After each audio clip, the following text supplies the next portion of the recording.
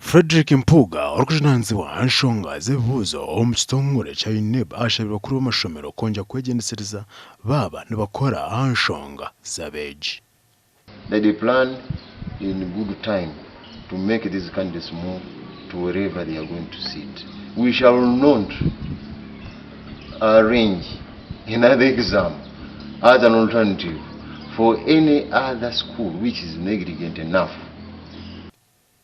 Merichofuna omurambuzi w'amashomero wa district ya Kakumiro inji yasime ekitongole ky'ebigizo omuyanga n'abanyamakuru abokurebango bakahwera Abeegi okutunga oburenganisa. Come next year, it has been a learning experience.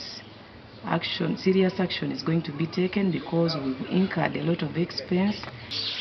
Twebaza abamawulire abasobola okutambuza enjiri n'ekusobola okutambula mu new vision television zona ezasobola okutambuza ebintu ebyo okutuuka omukulu w'ebyenjigiriza Janet Kataha abo bona tubebaza n'abanyamakulu boona ndabasiima kuba ekintu eki n'omwana ojyazaagwa nawe ali akishangaho.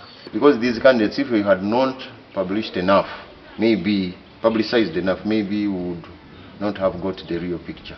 So thank you very much. Continue with your work. We appreciate. Because these were really innocent children, and it's a warning to all of us, all the school teachers. Gasha kwa Thomas tumwebaze.